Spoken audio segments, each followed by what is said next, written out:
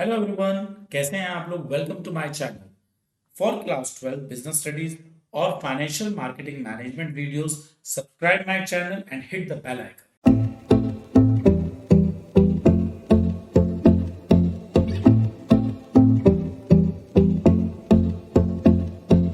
Hello everyone, कैसे हैं आप लोग। अभी तक हमने लेक्चर नंबर 1 और 2 के अंदर स्टाफिंग का मीनिंग, इसके अलावा हमने उसकी नीड इंपॉर्टेंस को कर लिया है और स्टाफिंग के प्रोसेस को हम लोगों ने लेक्चर नंबर 2 में कवर किया। इस स्टाफिंग के प्रोसेस के लिए आप लोग लेक्चर नंबर 2 की वीडियो को जाकर देख सकते हैं और सारे के सारे स्टेप, किस क्वेश्चन में कौन सा आंसर लिखना है, ये सब आप समझ सकते हैं। आज का हमारा जो लेक्चर है बहुत इंपॉर्टेंट लेक्चर है। This is lecture number 3। इसके अंदर हम लोग मीनिंग ऑफ रिक्रूटमेंट और सिलेक्शन करेंगे। इसके अलावा रिक्रूटमेंट के सोर्सेज की बात तो करेंगे ही करेंगे, साथ साथ इंटरनल सोर्स के टाइप्स, मेरिट्स और लिमिटेशंस को भी देखेंगे। Recruitment. Imagine a tech company needing new employees. एक कंपनी को कुछ नए एम्प्लॉयज की जरूरत है। They might put ad in newspaper on job websites. अब कंपनी ने क्या किया, स्टाफ की तो जरूरत है, उसके लिए उन्होंने ऐड दिए न्यूज़पेपर में और वेबसाइट्स पर। They could also go to universities for campus interview to find fresh talent. इसके अलावा वो कंपनी जो है यूनिवर्सिटीज में गई ताकि वहां से भी उन्हें फ्रेश टैलेंट मिल सके। So recruitment is like the process of finding the right people to join a company. तो एक तरीके से रिक्रूटमेंट क्या हो गया, एक वो प्रोसेस है जिसमें हम मैक्सिमम लोगों को कंपनी में इनवाइट करते हैं कि वो हमारे यहाँ जॉब के लिए अप्लाई करें। अब अगर हम बात करते हैं मेथड्स ऑफ रिक्रूटमेंट की, तो एडवर्टीजमेंट एक सबसे कॉमन मेथड है। Ads can be newspaper, ads को आप न्यूज़पेपर में दे सकते हैं। जॉब के जितने भी पब्लिकेशंस होते हैं या ऑनलाइन भी आप दे सकते हैं। इसके अलावा कैंपस का इंटरव्यू भी अपने आप में रिक्रूटमेंट का method. The object of recruitment is to attract potential employees in the adequate number for the jobs available. हमारे पास जितनी भी जॉब्स है उन सब के लिए जितना भी पोटेंशियल स्टाफ है उन सबको अट्रैक्ट करना ही रिक्रूटमेंट का काम होता है। रिक्रूटमेंट अपने आप में एक पॉजिटिव प्रोसेस है क्योंकि रिक्रूटमेंट में हमारा मेन फोकस होता है कि मैक्सिमम लोगों को अप्लाई करने के लिए इन्फ्लुएंस किया जाए। अब अगर मैं बात करता हूं प्रोसेस ऑफ रिक्रूटमेंट की, the various activities involve with the process of recruitment include first identification of the different source of labour supply. आप ये देखिएगा कि आपको स्टाफ कहाँ कहाँ से अवेलेबल हो सकता है, असेसमेंट ऑफ देयर वैलिडिटी। इसके अलावा जहां से भी आपको स्टाफ मिल सकता है क्या वो वैलिड है या नहीं है, resources. Choosing the most suitable source.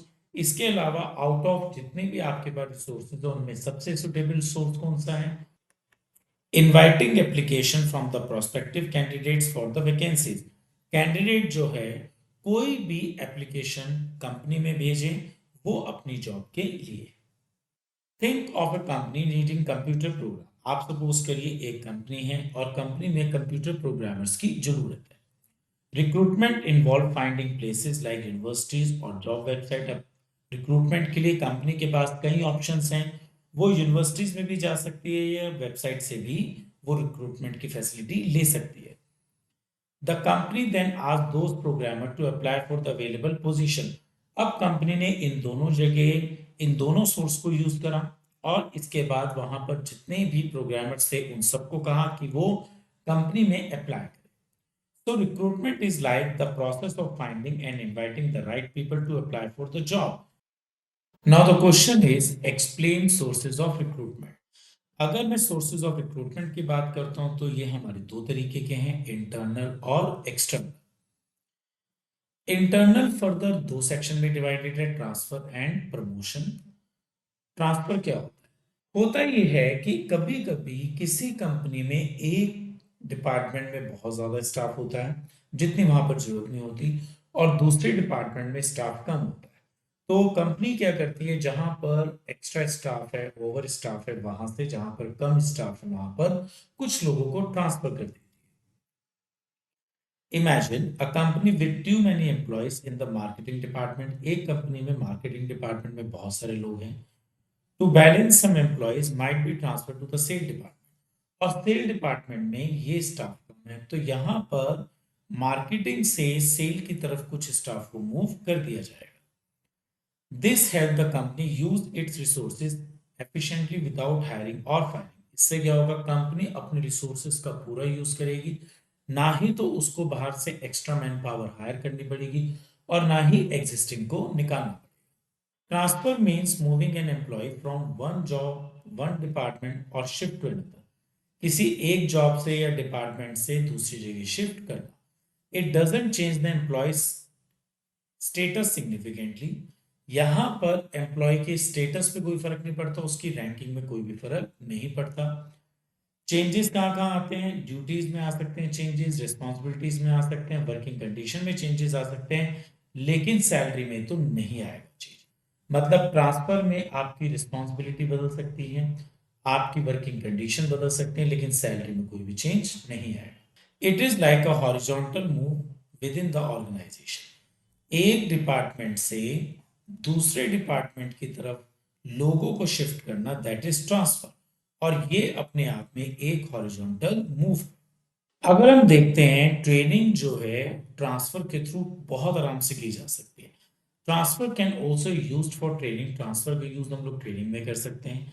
Employees can learn different jobs by being move to different rules. एक बैंक के अंदर एक एम्प्लॉय रिक्रूट हुआ, स्टार्टिंग में उसको कैशियर बनाया, देन उसके बाद लोन डिपार्टमेंट में शिफ्ट करा, उसके बाद उसे चेक क्लियरेंस में लगाया।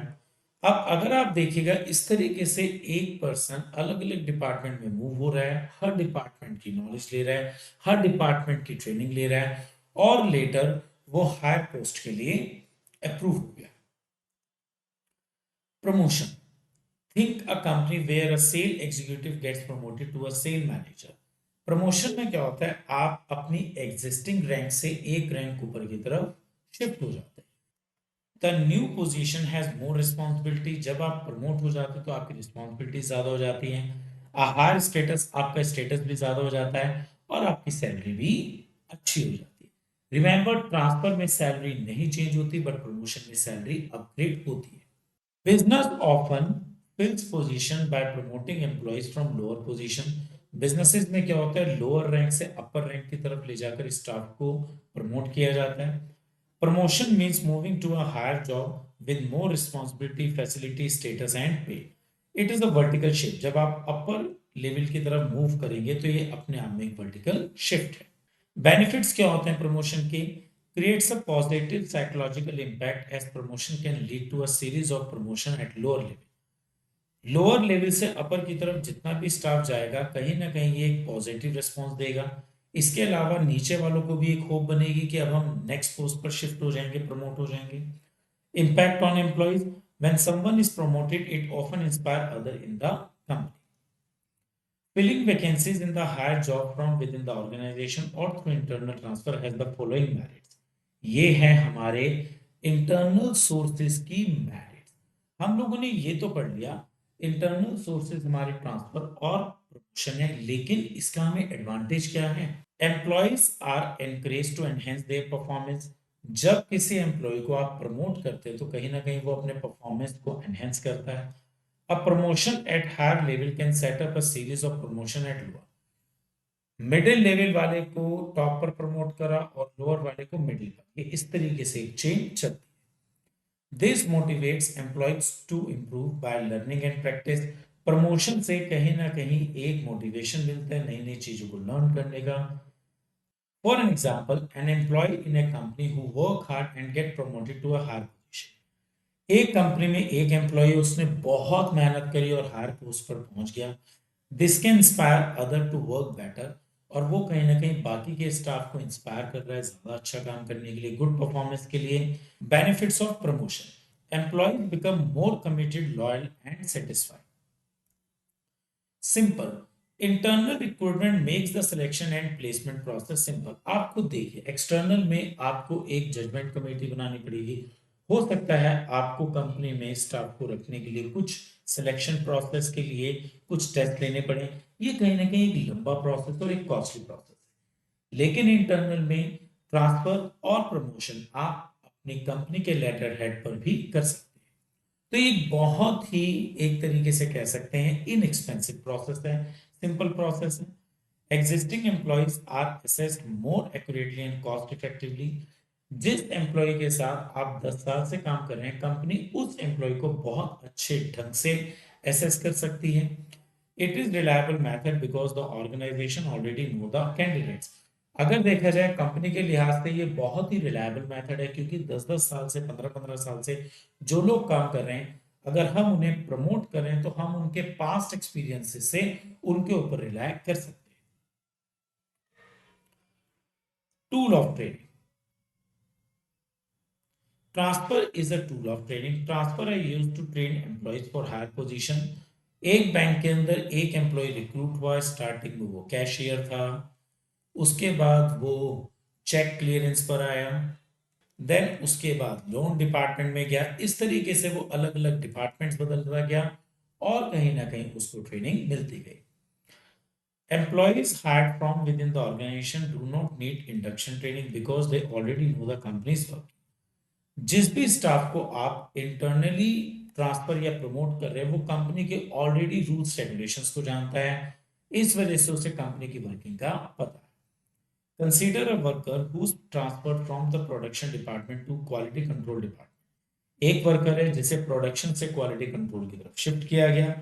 This transfer act as a training. ये ट्रांसफर उसके लिए ट्रेनिंग तो है ही है, teaching them new skills needed for the role.